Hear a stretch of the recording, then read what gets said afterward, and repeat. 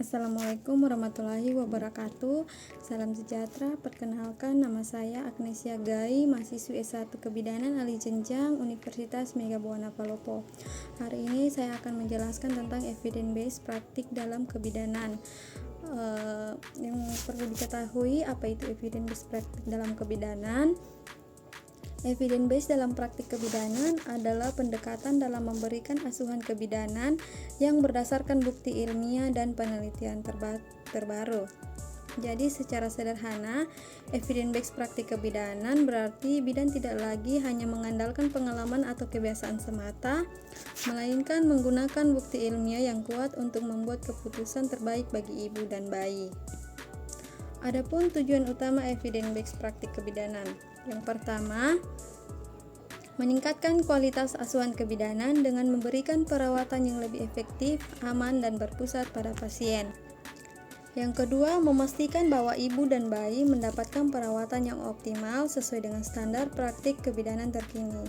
Yang ketiga, mendorong pengambilan keputusan yang transparan dan akuntabel dalam asuhan kebidanan. Adapun contoh evidence based dalam praktik kebidanan yang saya ambil, salah satu contohnya yaitu penundaan pemotongan tali pusat. Jadi di sini pemotongan tali pusat adalah salah satu tindakan yang dilakukan segera setelah bayi lahir. Namun dalam beberapa tahun terakhir, semakin banyak penelitian yang menunjukkan bahwa menunda pemotongan tali pusat minimal 3 menit setelah melahirkan dapat memberikan banyak manfaat bagi bayi dan ibu. Ada juga sebuah studi yang diterbitkan dalam jurnal Pediatrics pada tahun 2022 menemukan bahwa penundaan pemotongan tali pusat selama 5 menit atau lebih setelah lahir dapat mengurangi risiko anemia pada bayi baru lahir hingga 40%. Berikut beberapa contoh penelitian yang dilakukan di Indonesia tentang pemotongan tali pusat tertunda. Yang pertama, penelitian tentang efektivitas penundaan penjepitan tali pusat pada kadar hemoglobin pada bayi baru lahir di Rumah Sakit Anutapura, Kota Palu pada tahun 2014. Penelitian ini menemukan bahwa pemotongan tali pusat tertunda selama 4-5 menit meningkatkan kadar hemoglobin pada bayi baru lahir secara signifikan dibandingkan dengan penjepitan tali pusat dini yang dilakukan 10 detik setelah lahir. Penelitian kedua yaitu dampak penundaan penjepitan tali pusat terhadap kadar hemoglobin bayi baru lahir di Rumah Sakit Umum Daerah Dr. Sutomo Surabaya pada tahun 2019. Penelitian ini konsisten dengan hasil penelitian yang menunjukkan manfaat penundaan penjepitan tali pusat. Namun, penelitian ini berbeda dengan beberapa penelitian lain dalam hal durasi penundaan tali pusat. Penelitian ini menemukan bahwa penundaan selama 3 menit lebih efektif daripada penundaan selama 1 atau 2 menit setelah lahir. Adapun durasi pemotongan tali pusat tertunda, Organisasi Kesehatan Dunia atau WHO merekomendasikan untuk penjepitan tali pusat minimal 3 menit setelah kelahiran bayi. Beberapa penelitian menunjukkan bahwa manfaat pemotongan tali pusat tertunda mungkin lebih besar jika penundaan dilakukan hingga 5 menit atau lebih. Berikutnya kontraindikasi medis pemotongan tali pusat tertunda. Pemotongan tali pusat tertunda umumnya direkomendasikan untuk semua bayi yang lahir sehat. Namun, ada beberapa kasus di mana pemotongan tali pusat tertunda mungkin tidak direkomendasikan, seperti pada bayi prematur. Bayi prematur mungkin berisiko lebih tinggi terkena infeksi, sehingga pemotongan tali pusat tertunda mungkin tidak direkomendasikan. Yang kedua, bayi dengan kelainan darah. Bayi dengan kelainan darah mungkin berisiko lebih tinggi mengalami perdarahan, sehingga pemotongan tali pusat tertunda tidak direkomendasikan. Yang ketiga, kelahiran dengan komplikasi. Jika ada komplikasi selama persalinan, pemotongan tali pusat tertunda tidak direkomendasikan. Berikutnya, manfaat pemotongan tali pusat tertunda bagi ibu. Selain manfaat pada bayi, pemotongan tali pusat tertunda juga dapat memberikan beberapa manfaat bagi ibu. Seperti yang pertama, mempromosikan pemberian ASI. Pemotongan tali pusat tertunda dapat mempromosikan pemberian ASI dengan meningkatkan kadar hormon prolaktin pada ibu. Hal ini berguna bagi ibu yang ingin menyusui bayinya. Yang kedua, meningkatkan volume darah ibu. Pemotongan tali pusat tertunda memungkinkan lebih banyak darah kaya zat besi dan sel darah putih mengalir dari plasenta ke ibu, sehingga meningkatkan volume darah dan mencegah anemia. Hal ini termasuk bermanfaat bagi ibu yang kehilangan banyak darah selama persalinan. Yang ketiga, mengurangi risiko infeksi. Tali pusat mengandung sel darah putih yang dapat membantu melawan infeksi. Pemotongan tali pusat memungkinkan sel-sel ini ditransfer ke ibu sehingga meningkatkan sistem kekebalan tubuhnya dan mengurangi risiko infeksi pasca persalinan. Berikutnya ada mempercepat pemulihan pasca persalinan. Pemotongan tali pusat tertunda dapat membantu mempercepat pemulihan rahim dan mengurangi rasa sakit pasca persalinan. Hal ini memungkinkan untuk ibu lebih cepat pulih dan merawat bayinya. Berikutnya, manfaat pemotongan tali pusat tertunda bagi bayi. Praktik ini didasarkan pada bukti ilmiah yang menunjukkan bahwa menunda pemotongan tali pusat dapat memberikan banyak manfaat bagi bayi, seperti yang pertama, meningkatkan volume darah bayi. Pemotongan tali pusat tertunda memungkinkan lebih banyak darah kaya oksigen dan sel darah merah mengalir dari plasenta ke bayi, sehingga meningkatkan kadar zat besi dan mengurangi risiko anemia. Yang kedua, meningkatkan tekanan darah bayi.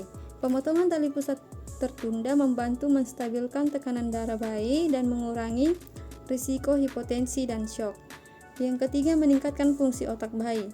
Pemotongan tali pusat tertunda dapat meningkatkan aliran darah ke otak bayi yang berpotensi meningkatkan perkembangan kognitif dan mengurangi risiko cerebral palsy.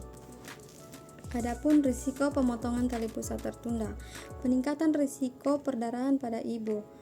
Pemotongan tali pusat tertunda dapat meningkatkan risiko perdarahan postpartum pada ibu. Yang kedua, peningkatan risiko infeksi. Terdapat risiko kecil infeksi pada tali pusat jika pemotongan tali pusat dilakukan terlalu lama. Yang ketiga, keterlambatan resusitasi bayi. Pada bayi yang membutuhkan resusitasi segera, pemotongan tali pusat tertunda dapat menunda waktu resusitasi. Adapun cara umum untuk melakukan pemotongan tali pusat tertunda, yang pertama, menunggu pulsasi tali pusat berhenti. Jadi pulsasi di sini yaitu denyutan pada tali pusat yang menunjukkan bahwa darah masih mengalir.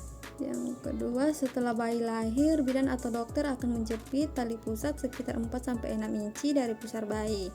Kemudian tali pusat akan dibiarkan berdenyut secara alami hingga pulsasi berhenti, yang biasanya memakan waktu 1-3 menit.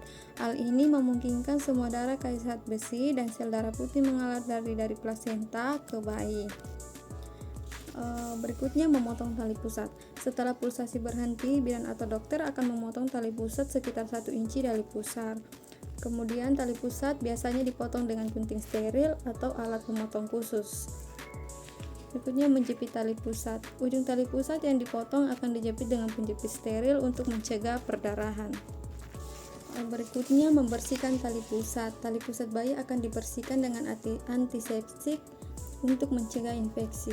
Adapun perawatan pasca pemotongan tali pusat tertunda, yaitu ujung tali pusat bayi akan berangsur-angsur mengering dan lepas dalam waktu 1-2 minggu. Area bekas tali pusat harus dijaga kebersihannya dan dikeringkan dengan baik untuk mencegah infeksi. Kemudian bidan atau dokter akan memberikan instruksi tentang cara merawat tali pusat bayi di rumah. Berikutnya, penerapan evidence base dalam praktik kebidanan terkait pemotongan tali pusat tertunda. Di sini kita sebagai bidan harus memberikan informasi kepada ibu tentang manfaat pemotongan tali pusat tertunda. Informasi ini harus diberikan sebelum melahirkan sehingga ibu dapat membuat keputusan yang tepat tentang perawatan bayinya. Yang kedua, bidan harus menawarkan pemotongan tali pusat tertunda kepada semua ibu melahirkan, kecuali ada kontraindikasi medis. Kontraindikasi medis untuk pemotongan tali pusat tertunda termasuk plasenta previa, solusio plasenta, dan kelahiran prematur ekstrim. Kemudian bidan harus menjelaskan kepada ibu bagaimana proses pemotongan tali pusat tertunda yang akan dilakukan. Ibu harus diberi kesempatan untuk bertanya pertanyaan dan menyetujui prosedur sebelum dilakukan. Kemudian bidan harus memantau ibu dan bayi dengan cermat selama pemotongan tali pusat tertunda, ini untuk memastikan bahwa tidak ada komplikasi yang terjadi. Kemudian bidan harus memastikan bahwa tali pusat dijepit dengan benar sebelum dipotong. Berikutnya, bidan harus memberikan informasi kepada ibu tentang cara merawat tali pusat bayi. Berikut adalah contoh kasus pemotongan tali pusat tertunda.